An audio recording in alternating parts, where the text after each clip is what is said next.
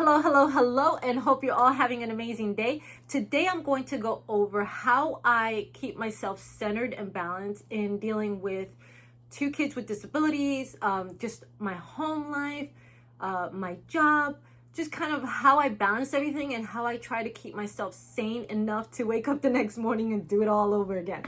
So, hello. If you are new to my channel, and welcome back if you're a seasoned subscriber. On Mondays, I do videos all about fashion, accessories, just stuff that I love doing to keep my mind off of the second half of the week videos, which is all about TSC and FSGS. These are diseases that both of my daughters have.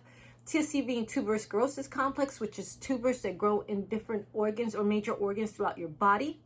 And then FSGS is a form of kidney disease which causes damage to the glomeruli of the kidney, which causes your kidney to lose protein and can lead to kidney failure. Then you'll obviously need dialysis and or kidney transplant. So if you're interested in either or, please hit the little subscribe button and hit the little bell so you can be notified on all of my latest videos. And please hit the little like button and comment below so you can help me with the algorithm gods. I'm super grateful to be hitting the 600 subs as I continue to grow. And I'm really excited and so thankful for each of you guys to take that moment to just go ahead and comment below and let me know what you think of my videos. And let's get started. So let's talk about just how do we, as just everyday humans, right? As just humans in general, how do we manage all that chaos, right? You see that you have your, whether you have a very difficult or challenging job, or you have children at home, you have pets at home, you just have all that chaos, right? Sometimes you feel like, okay, I can manage this. I have a set schedule. I have all this stuff going on. Then you kind of get hit with something new, right? So as a parent with two children with disabilities, my life was extremely chaotic. It's calmed down a lot. Clearly, it's my oldest daughter. She's older. She's out of the house. She's grown. So her medical issues have substantially decreased since she recently got her kidney transplant. Now, my youngest, she still has her issues here and there, but it's nowhere near where we used to be, right? So with my oldest, when she was undergoing dialysis, she had to go every 3 days. She was here. She was having all these medical challenges. We were rushing to the ER, constantly trying to get her healthy enough to be okay for, whether it's 1 week, 2 weeks, we try to push it as far as we can, as far as her remaining healthy, but she was always having to be rushed to the ER. Then my youngest would have seizures every other day. So it was extremely chaotic. At one point, I became extremely depressed.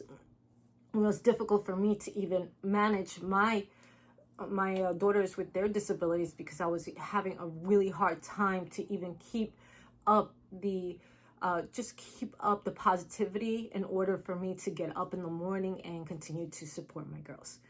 So what I ended up doing was kind of taking a step back in time, try to really say, okay, how can I get myself in a better state of mind? Because not only was I making sure that my daughters were okay, I also have a high level position in my company, so I have huge responsibilities there. And then I also have my at-home duties, right, where I have two puppies, or two dogs now, two little sausage dogs, Linky and Lola. I also have, my daughters with their disabilities and the countless doctor's appointments. And I also have the home duties where, I like to make sure that the house is maintained, cooking for my husband, as he is extremely supportive and obviously helping out and everything as well. So I never want to take away from his duties because he's done a tremendous job. He really maintains the house and does everything he needs to do as a very supportive man and father. I mean, he is tremendously, and I'm so thankful for him.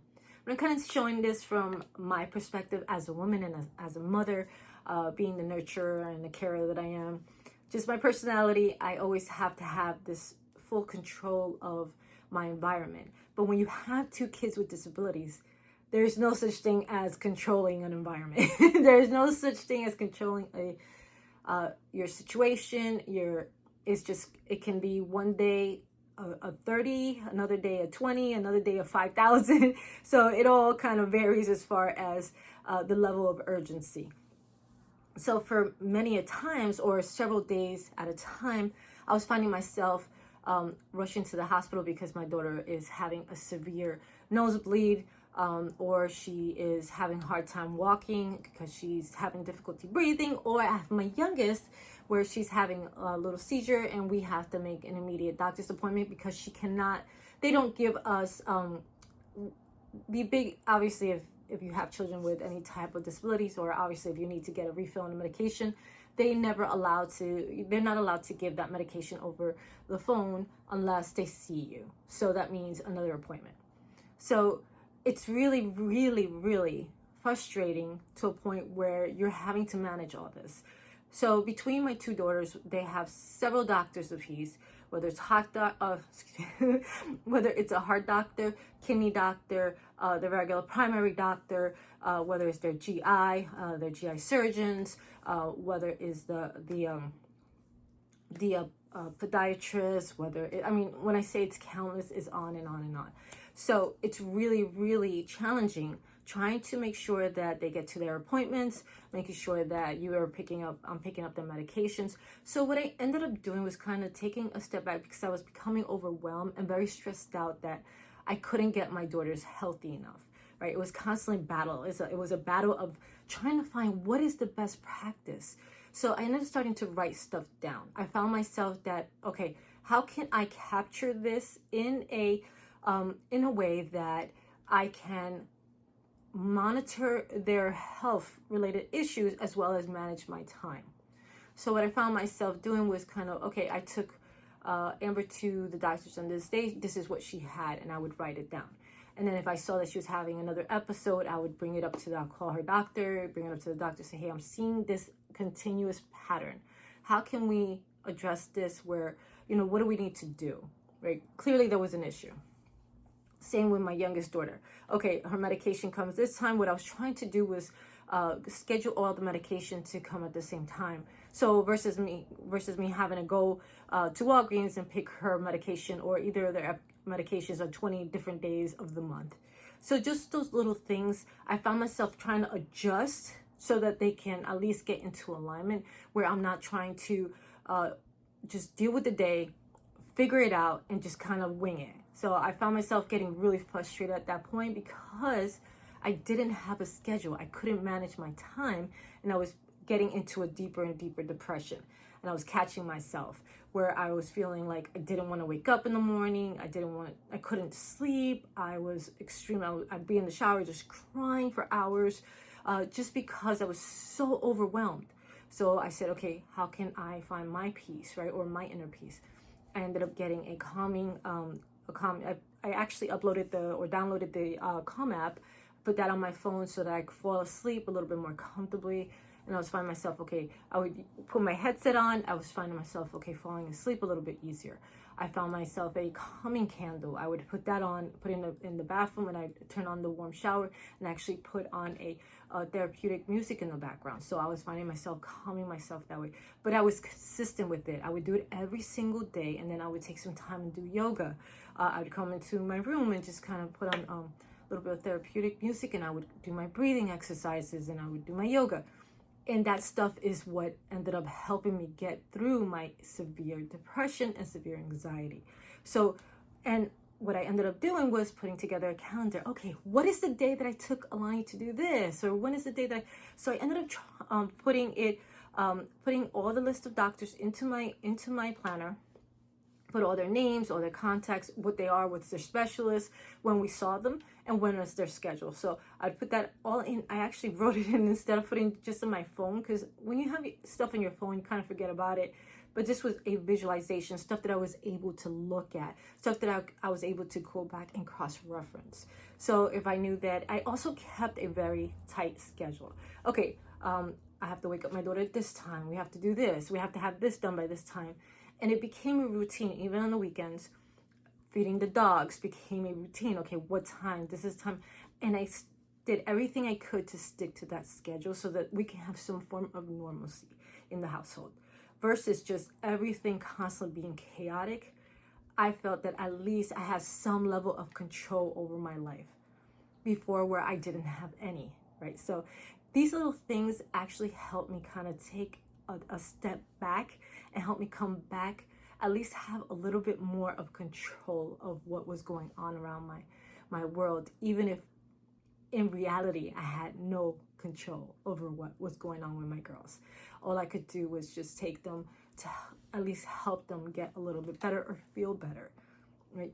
You don't have control over your child having seizures. You don't have control over how your daughter's gonna feel on dialysis.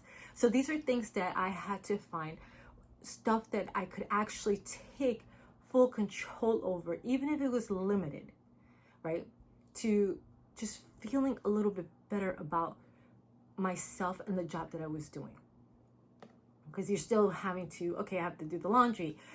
So I chose a day of the week to do the laundry. I do it every day at a certain time, going to get groceries. Okay, we'll do it at a certain day and time to go get groceries.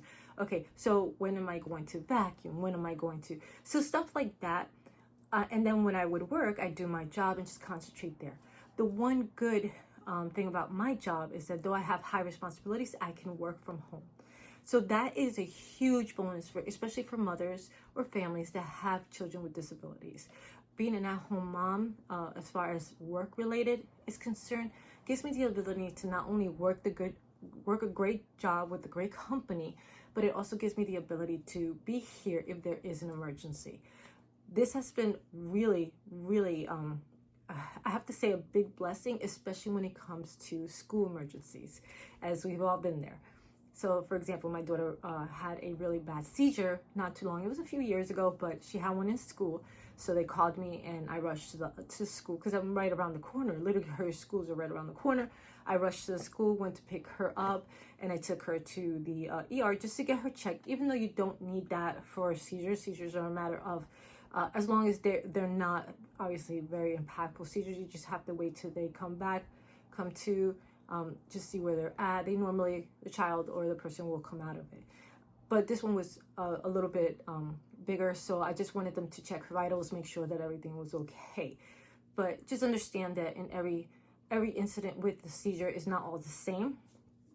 But when it comes to my daughter's, hers usually are pretty quick. She snaps right out of it, and there is no need for a hospital visit. This one was very obvious. She was at her desk. She took a fall back, so it was more severe than not. So that was one of those incidents where I had to get out there and just take her to the ER just to get checked. Everything was okay. But again, this is stuff that you have to. I am very fortunate to be able to be from home. And the same thing with my oldest daughter. If there was an emergency, she knew she always had me here, and I was able to take her. So it's really, I think that it's just a matter of trying to find some form of normalcy when it comes to your family, especially when you have a family with a lot of health issues. Finding that kind of support, not only when it comes to just your inner self. Excuse me. I think there's a better way to put this, right? Having your support system is one thing, right? I have my parents here where they live down the block. I have my husband here that is a tremendous support. But I take a lot of that burden of just the health issues and a lot of stuff, where I want to do the right thing. I want to do right by my, my family, making sure that they're okay and well taken care of. So I put a lot of burden on my shoulder, as many women do, because we are the caregivers. We are the ones that want to nourish our children, take care of our children, make sure that they're okay, love on them, make sure that make sure that they know that everything's gonna be okay. So I put a lot of that burden onto my shoulders. With that being said, I grew into a very depressive state, and I had to find my way back. And just so you know, it is possible, right?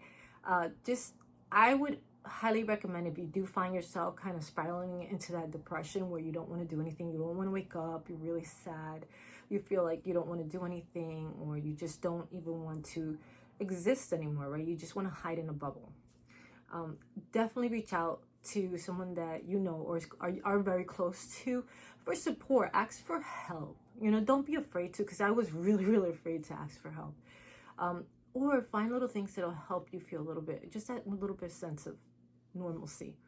Like my husband would take me to go for walks, and that really was extremely helpful for me when we were going we would go on our long walks and just spend a little bit of time together. I enjoy spending time with my husband. So when we do go out on walks or we go do something, even to go out to eat for just whether it's once a month, whatever. But that little bit of time helps me kind of keep my mind off of the crazy stuff. Hence why I love to dabble in, purses and clothing and fashion. It's just because it's something that keeps my mind off of the crazy stuff. And it helps me kind of live in some form of a fantasy world where, hey, this is just fun for me, and everybody has their one thing, right? Whether you're into cars, whether you're into just fitness, whether you're into just art, it doesn't matter. It's your thing, right? I was always an artistic person, so when I used to love to draw, so transitioning into another form of art with fashion, stuff like that, that's just natural for me as an Aquarius. But it's really just finding that one peaceful place for you mentally. It was a struggle for me, but it really helped me to write stuff down, to do voice recordings, to go out for walks, to use the calming candle, to do yoga, to just meditate. I loved meditating, and I still do. I love meditating. Taking that time out to dress up, like, iron your shirt, feel some confidence in yourself, to give you a little bit of oomph. Because I know a lot of times we're just like, as women, we tend to just put on whatever, go and just get stuff done, and we forget about ourselves. Take that time out to just feel better about yourself, whether it's just ironing a t-shirt and putting it on, combing your hair a different way, putting on a little bit of makeup, just change it up a little bit, just build that confidence up a little bit to help you get through that day, and trying to help you pull yourself out of that deep depression so that you can help out whatever is going on around your world, whether it's chaotic or not. Thank you again for taking the time out to check out my video. Please don't forget to hit the subscribe button and hit the little bell so you can be notified on all of my latest videos. And please don't forget to hit that like button and comment below so you can continue to help me with the algorithm gods and help me to continue to grow my channel. I'm super excited to finally hit 600 subs and on my way to 700 subs with your love and support. I really am grateful. I'm really more grateful because I get the opportunity to share my stories about my daughters and what they're going through and how we've tried to overcome. So, and thank you again. And please don't forget to focus through and evolve.